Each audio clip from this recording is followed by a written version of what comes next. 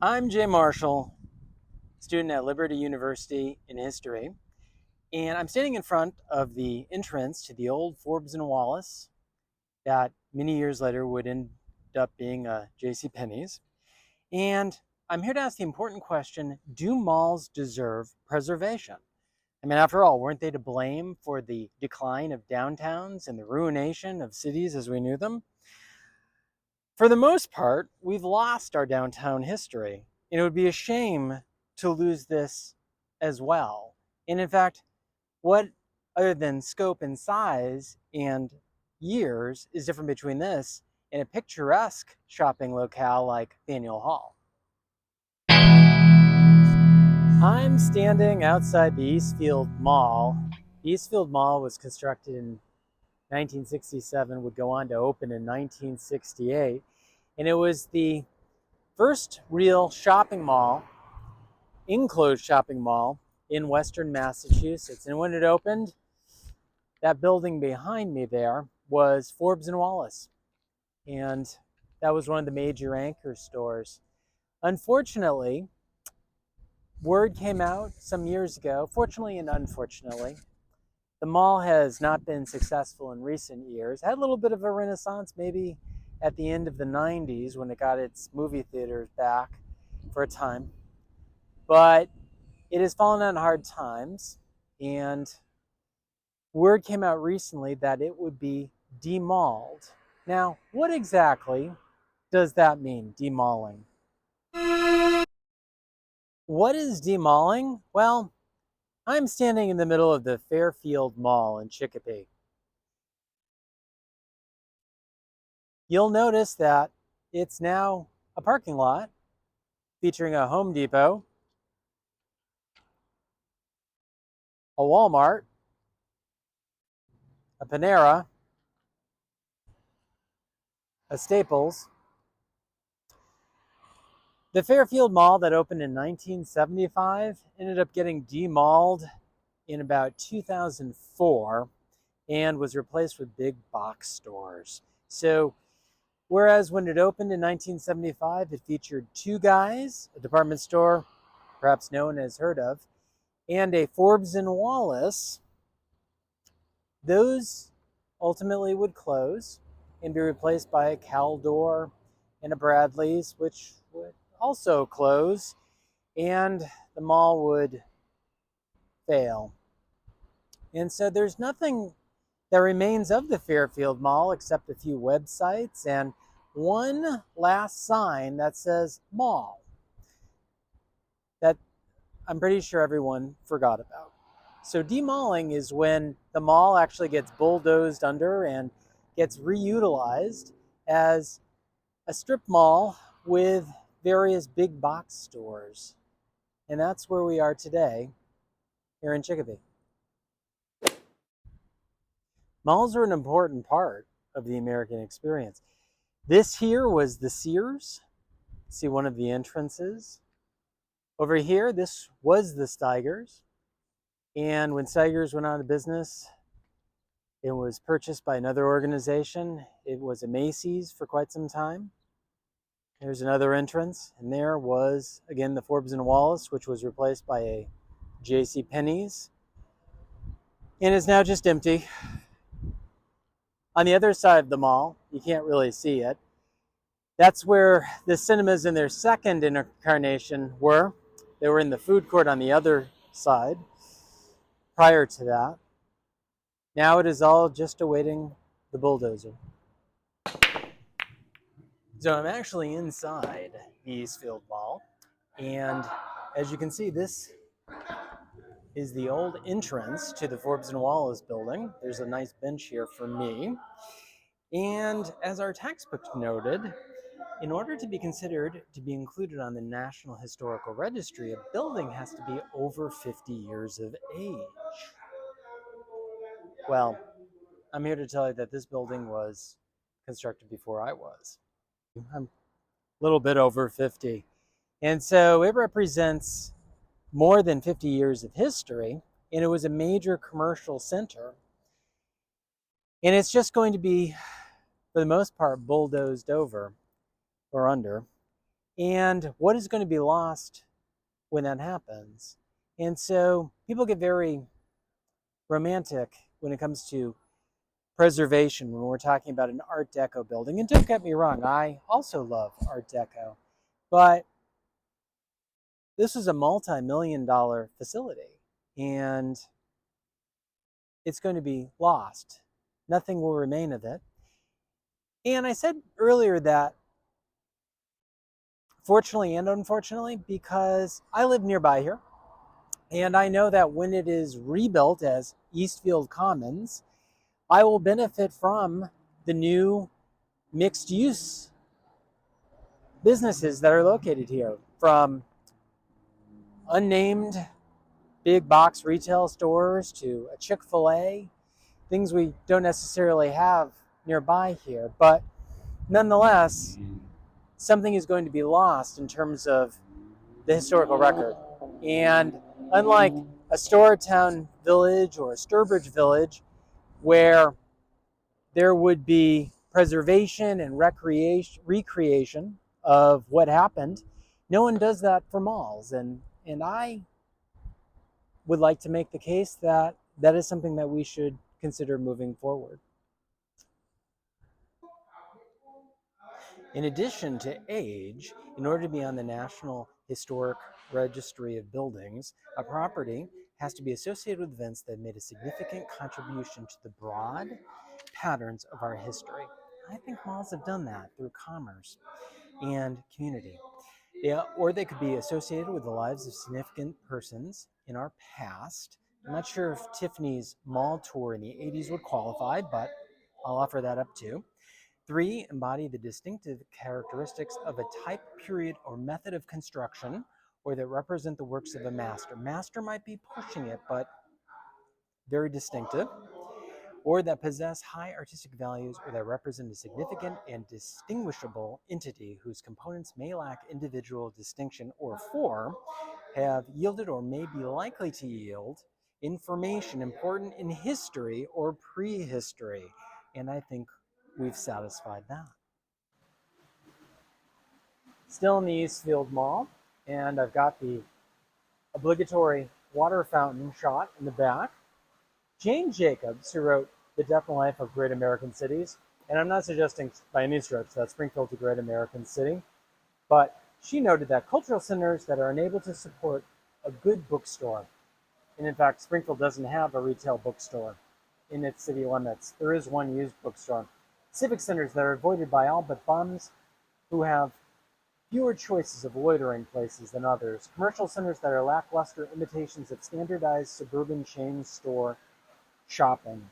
Meantime, all the art and science of city planning are helpless to stem decay and the spiritlessness that precedes decay in ever more massive swatches of cities.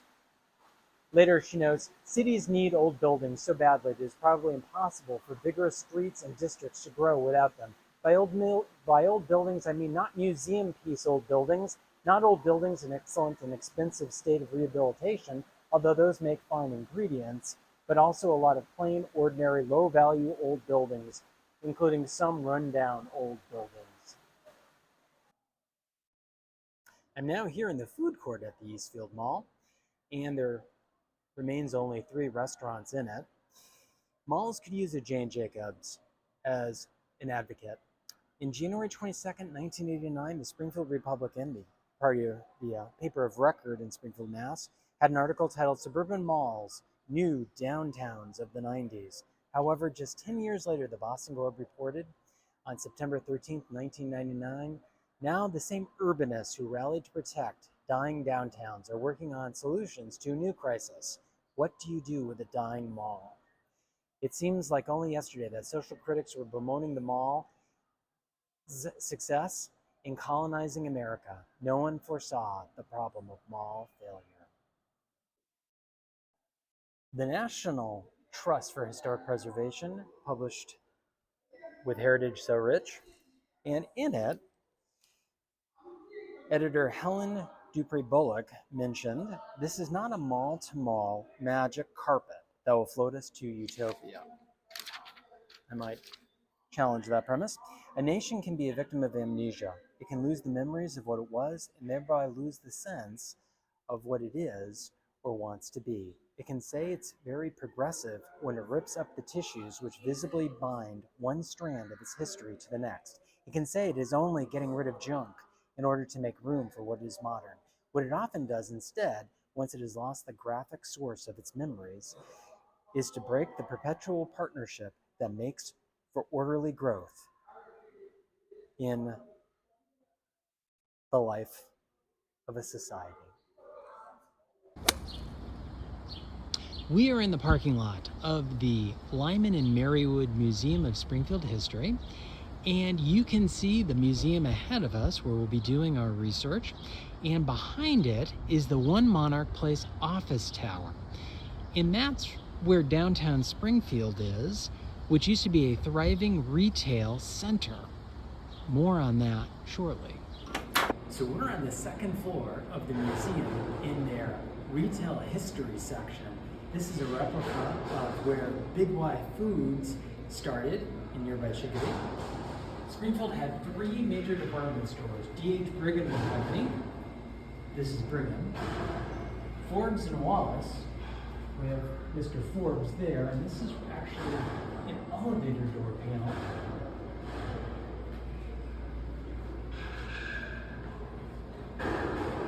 And where I used to always get pants as a lad, the Steiger's Company from Albert Steiger. And one of my favorite stores, the old Johnson's bookstore. Now you may be wondering, where was the old Forbes and Wallace? Well, it's actually on the site of that large office tower I showed you earlier, which is right next to the downtown shopping mall, Bay State West. And the malls ended up being one of the things that wiped out the retail area in Springfield, but it is preserved, and I use that word lightly, here in the Springfield Museum. I'm in downtown Springfield, which used to be the retail center for Springfield, Massachusetts. And in fact, behind me is what's known as Tower Square. Now, when it originally opened in the early 1970s, it was known as Bay State West, and it was an urban downtown shopping mall that was designed to save Springfield's retail. Instead, it probably put the last nail in the coffin of downtown retail. Now we're across the street, and we're in front of what used to be the Forbes and Wallace department store. In fact, this water wall is a testament, and you can see the old Forbes and Wallace symbol at the top there. It has since been re-envisioned as the Monarch Place office tower we saw from the museum. Today is actually the grand opening of the Big Y Express in downtown, which amounts for just about all the retail that is left here at Tower Square. Now, years ago, across the street, this empty lot is where the Steiger's department store used to be.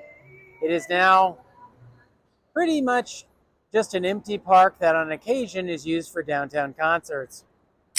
So we are actually in the airwalk that connects Tower Square to Monarch Place. In fact, behind me is Tower Square, where there's a YMCA mini location instead of most retail. And then over here is the Jewel of Springfield, Monarch Place. And as you can see, this airwalk goes right across the street and hails back to a time when perhaps folks did not want to have to go to the street level to be able to continue their shopping. Now, there was an airwalk similar to this one that connected then Bay State West to Steiger's department store, which we've already seen ended up being a vacant lot that is now used for concerts. So I'm over here at the Springdale Mall across the street from the Eastfield Mall, and you're probably wondering where the mall is. It's now a Lowe's, and you can see behind the solar panels, it's also a Stop and Shop because it has already been demalled. The Springdale Mall was sort of the poor sibling, the younger brother of the Eastfield Mall. My wife tells me that when she worked at Toys R Us, which is now an Ocean State job lot, in the next plaza, that was only a strip mall, that they used to have to come over here to the Springdale Mall to compare prices at what was then known as Child World. And there was a Bradley's and a Lechmere's, department stores you've probably never heard of. It was always kind of a sad mall. It just really had an atrium with some smaller shops in it. But really, the malls, what we've lost without the malls is some of that history. I know that at the Fairfield Mall, which we visited, that my grandfather, when he retired from Westinghouse, which is now a building that builds Chinese rail cars for the Boston T subway transit system, that's where he would hold court with his cronies and walk the mall. And my aunt would actually have a little kiosk at the Fairfield Mall where she would sell her stained glass.